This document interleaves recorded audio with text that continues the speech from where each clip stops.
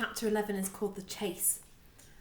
She sees us at the exact same moment that we see her and starts walking slowly towards us. The look on her face is somewhere between hate and joy, and her eyes are glowing. The centres of them are dark like the other bug eyes we've seen, but the black is ringed with wasp yellow. While the worker bug eyes look blank, free of emotion and expression, Hosh's look focused and cruel. Like the eyes of a hunter, I guess. Other than that, she looks the same.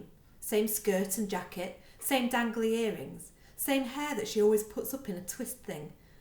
That always seems like it doesn't want to stay put. It's like her hair is trying to escape from her. And of course, she's wearing the Hosh heels, TM. Lance and Chetan, she says. How delightful to see you.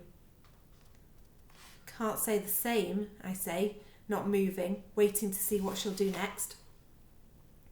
Hi, Miss Hosh. Chet gives her an uncomfortable smile. You two have been giving us quite the runaround. She takes another step towards us. You've been busy. Yeah, busy not turning into alien wasp creatures, I say, unlike you. My brain is running through our options.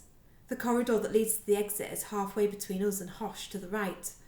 To reach the corridor, we'll have to run towards her. I'm assuming we're faster and we'll get there first, but who knows what becoming an alien does to your running ability? We can either turn back and run to a different exit, which means we're going much further, or we can risk it. It's a flipping huge decision, life or death stuff. Come with me now and I'll overlook the destruction of property, the disobedience, the rudeness and all of your other misdemeanours. She tips her head to the side. I'll even forget the incident that occurred at the start of year 6. It always comes back to this. But Lance didn't do that, Miss Hosh, Chet says, so boldly that I'm taken aback. It isn't fair for you to keep blaming him. You don't have to defend me, Chet, I say, feeling a surge of guilt that's weirdly similar to that hot, vomity sensation you get at the start of a vicious stomach bug. Poor naive Chetan, she says, moving her head from side to side like she's warming up for a Keep Fit class. You really aren't aware of what kind of boy Lance is, are you? I know who he is. He's my best friend, and he wouldn't lie to me. Wouldn't he? She says, looking right at me. Ignore her, Chet. She's just trying to get in our heads, I say, wondering if she's playing for time, waiting for something. Tell her once and for all, Lance. Tell her you didn't trap Trent in the toilets. His trust in me is too much suddenly, and I'm tired and fed up with having to lie about this over and over again, especially to Chet's. Hosh smiles, still with the bizarre head and neck movements. Don't you think your best friend deserves the truth? You've been holding him back for years. If you're such firm friends, he should know what kind of boy you are. Tell her, Lance, Chet says. I'm tired. I'm stressed. I'm trying to decide what to do, which way to run. I'm trying to find a way out. I'm so tired. I did it, Chet's okay? I shut Trent in the toilets. What? Chet's face makes my heart hurt. He looks so betrayed. I don't know what to say to him. There's a half-second break in the music and I hear footsteps behind us. Digger is running down the corridor in our direction. We have Hosh in front and Digger behind. We're out of time. I have to make a choice. I don't believe it, Lance, Chet says. Time to make a move. We need a head start. I shut Trent in the toilets and I'm glad I did. He deserved it. He knows what he did. And look, if he comes, here he comes, so you can ask him about it. I point to the corridor behind Hosh. She takes the bait and turns to look, which gives me a chance to grab Chet's arm and run towards the exit. She realises she's been tricked a moment later and runs towards us shrieking.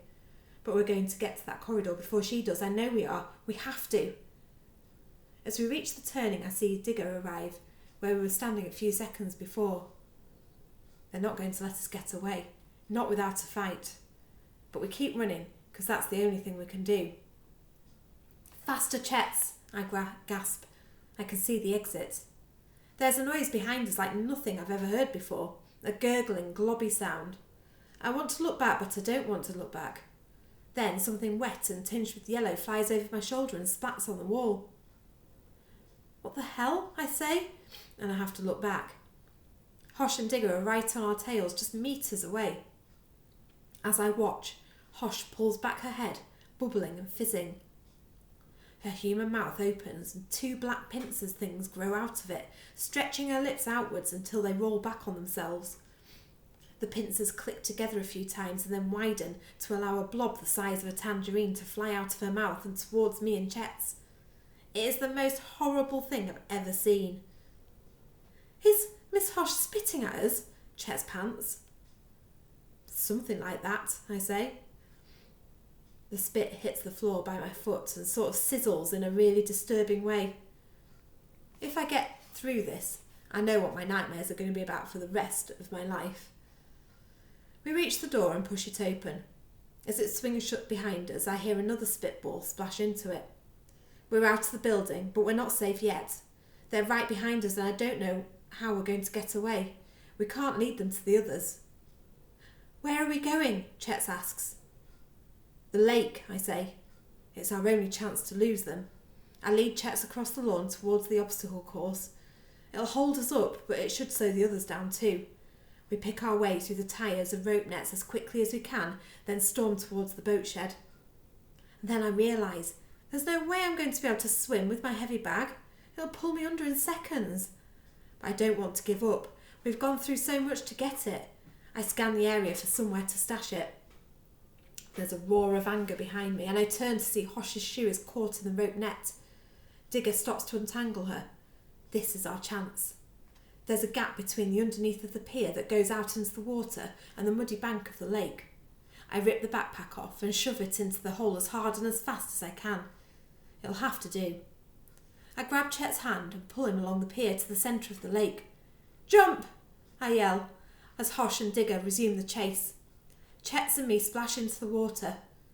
I'd like to say I dive gracefully like an Olympian or a dolphin or something, but diving isn't one of my skills, so it's more like dumping an elephant in the ocean. We splutter to the surface and swim for the opposite side. After 20 metres or so, I risk a look back. Hosh is standing on the pier, glaring at us and screaming at Digger, who's in the water swimming after us. But he's not enjoying it. He's slow and his face tells me he's struggling. I allow myself to breathe. We're going to make it. We reach the other side of the lake and pull ourselves up out of the water. Every muscle in my body is begging to be allowed to curl up and die, but I force myself on step by step. Chet says nothing, just follows me a few paces behind. As we reach the tree line, we turn to see Digger crawling back towards to the lawn side of the lake, his minotaur butt wiggling from side to side. He and Hosh are having some kind of grown-up discussion, also known as an argument. Whatever it's about, they're going to have a tough time following us. By the time they get around the lake, we'll be long gone, and they know it. We disappear into the trees.